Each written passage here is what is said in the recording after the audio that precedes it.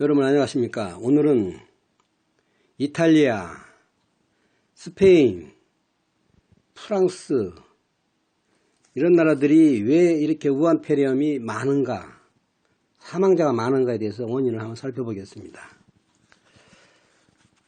이들 나라는 남유럽 쪽에 속하는데요. 의료 시스템이 국영입니다. 국영. 보편적 의료 시스템이라고 그러죠. 의료복지라고 그러죠. 보편적 의료복지. 이건 뭔 얘기냐면 국영입니다. 국가에서 다 운영하는 시스템입니다.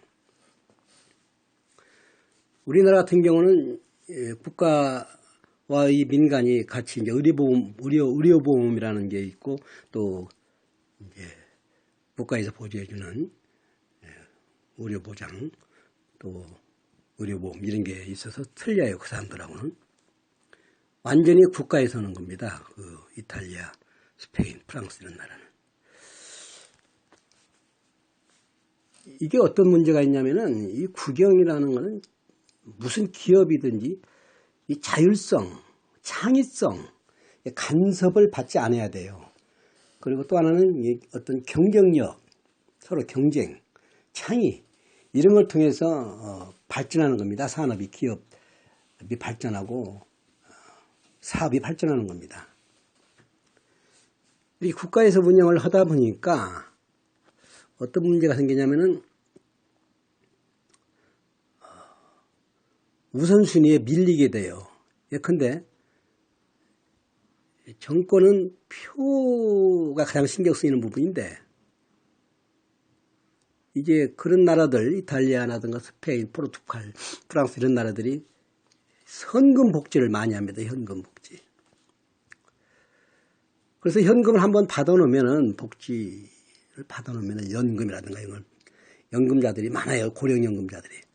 받아놓으면은 그걸 줄이면 바로 표로 연결되니까 그건 안 줄입니다. 줄일 수가 없습니다. 반면에 공공 서비스 부분, 의료 부분이라든가 이런 부분에 대한 예산을 줄입니다. 그건 예산을 줄여도 금방 표하고 연결이 안 되니까 오랜 세월 지난 뒤에 이제 어떤 문제가 생겼을 때 이런 코로나가 돌아다닐 때 이제 대처를 못했을 때 나타나지 그런 일 없기 전에는 안 나타나거든요. 표는 즉각 나타나고. 그러다 보니까 재정이 악화되고 이제 다 이런 나라들이 경제가 어렵거든요. 그럼 재정이 악화되고 그러다 보니까 국가 부채를 자꾸 당겨 쓰고 그러다 보면 부채 비율이 높아지면은 국가 신용등급이 하락하고 잘못하면 국가 파강이 생기고 IMF 같은 게 생길 수가 있으니까. 세계연방은행이라든가 유럽 같으면은 유로은행, 유로 중앙정부에서 압력을 가합니다. 국가 채무를 줄여라. 재정 건전성을 강화해라. 안 그러면 지원 안 해주겠다. 그러면 우선 줄일 수 있는 부분이 방금 말한 대로 개인한테 나눠주는 복지현금 그쪽을 줄이면 문제가 되니까 정권 유지가 안 되고 표가 깎이니까 별로 당장 효과가 안 나타나는 체감이 안 되는 의료 공공 분야의 그 모든 예산을 줄여버립니다. 그래서 이탈리아 같은 경우는 인구 1000명당 병상 확보가 3.2명입니다. 그러니까 독일 같은 데는 8명이죠. 아울러 음압계, 그 산소호흡기 3240개밖에 안 돼요. 이탈리아는. 독일은 수만 개가 되죠. 그 이탈리아, 프랑스 이런 나라들이 이렇게 이제 스페인 이런 나라들이 이렇게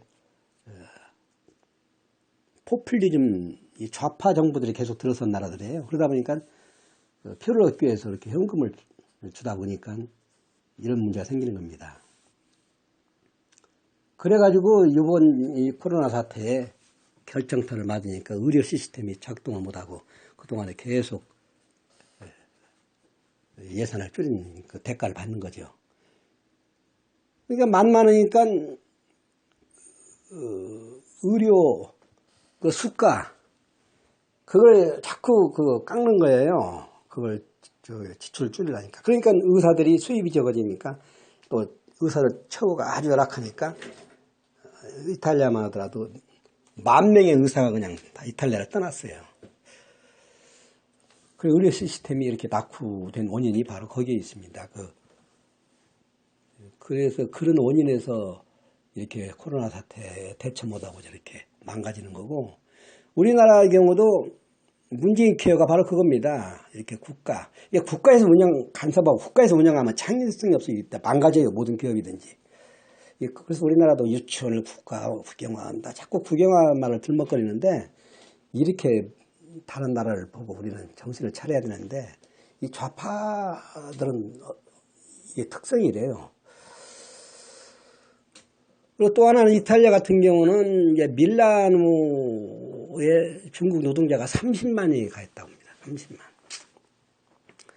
그 사람들은 값싼 노동력으로 그냥 중국 사람들이 기업을 또 이탈리아 기업들을 많이 인수를 하죠. 그러면 기업을 인수했을 때 이 값싼 노동력을 디매려면 다 무너지는 거죠. 중국을 당할 수가 없죠. 중국은 일가구 일자녀 시스템이기 때문에 한 자녀만 주민등록에 올려요. 나머지 자녀들은 2명, 3명, 4명 다 주민등록이 없어요. 죽어도 모르는 거예요. 그런 사람들은 아주 값싼 인건비를 고용해가지고 우리나라도 평택이나 제주도 이런 데 잠식되어 있지 않습니까? 그러면 현지인 우리나라에 있는 업체들이 이런 사람들을 당할 수가 없어요. 거의 인건비가 밥만 먹여주면 되는 식으로 그런 식으로 인건비를 아니 어떻게 당합니까? 그래서 중국이 들어갔다면 무너지는 거예요. 어느 나라든지. 그래서 상술이 아주 뛰어나고 이 사람들이. 그리고 이탈리아의 문제가 이런 문제고 나머지 이제 스페인이라든가 프랑스도 마찬가지고. 지금 코로나 대처를 우리나라 잘한다고 문재인 정부 지지율이 올라가는데 제가 3월 24일자에도 내가 말씀드렸지만 3월 26일 현재에도 한국은 9,240명, 사망자 136명, 일본 어쩌고저쩌고 일본은 1,313명이고 사망자 45명이에요. 그다음 베트남은 확진자가 153명이고 사망자 하나도 없고, 라오스는 확진자가 6명이고 사망자는 하나도 없고, 미얀마도 확진자가 3명이고 사망자 하나도 없고, 몽골은 한 명 줄었어요. 몽골은 11명이에요. 확진자가 사망자 하나도 없고, 캄보디아는 확진자가 98명이고 사망자 하나도 없고, 대만도 늘지 않았어요. 252명의 확진자 252명의 사망자 하나도 없고, 싱가포르 약간 늘었는데 631명 확진자에 사망자 2명. 그 다음에 태국은 확진자가 1,045명이에요. 사망자 4명. 홍콩은 확진자 454명에 사망자 4명. 우리나라는 9,241명. 월등히 많아요. 잘하는 거 없어요. 근데 뭘 연일을 잘한다고 하니까 지지율이 올라가고. 아니 초기에 중국 입국을 안 막아가지고 지금 제가 방금 언급한 나라들은 다 중국 입국 차단한 나라들이에요. 중국 입국 막으면 우리나라 어떻게 경제가 어렵다? 천만의 말씀. 대만이 우리나라보다 훨씬 중국의 수출 물량이 많고 의존도가 높아요. 나머지 나라들도 마찬가지예요. 몽골이라든가 아시아 나라들 다 그래요. 우리나라만 중국에 수출합니까? 그러니까 언론이 이렇게 아주 국민들한테 이렇게 거짓말하고 속이고 국민들을 속아 넘어가고. 아니 중국 초기에 입국을 차단을 아는 그 잘못을 문재인 정권은 그거 앞으로 그걸 자꾸 그러는 것은 일절 얘기 안 하죠. 이게 언론이 이게 공정한 겁니까 이게? 그래서 우리는 언론을 안 봐요. 유튜브 봐요. 여러분 유튜브 보세요. 신의 한수라든가 정규재 TV라든가 황장수 TV, 문갑식 TV, 김태우 TV, 조갑지아 TV, 너아라 TV. 제가 하는 방송도 보세요. 좀 구독 눌러주시고. 안정권 TV, 뭐 이봉규 TV, 뭐 수도 없이 많아요. 다 뭐 어지간한 언론, 대한민국 언론보다 더 훨씬 구독자 많아요. 100만씩 넘는 데도 막 있고 그래요. 120만, 130만 원 가까이 되는 데도 있고 그래요. 거기가 진짜예요. 이 언론에서 이런 거 안 내요. 이 지상파 종편에서는. 제가 좀 혈압을 올린 것 같은데 하다 보면 이렇게 혈압이 올라요. 이게 아주 너무나 거짓말하니까 거짓에 아주 국민들이 마비가 되어 있어요. 오늘은 이것으로 마치겠습니다. 감사합니다.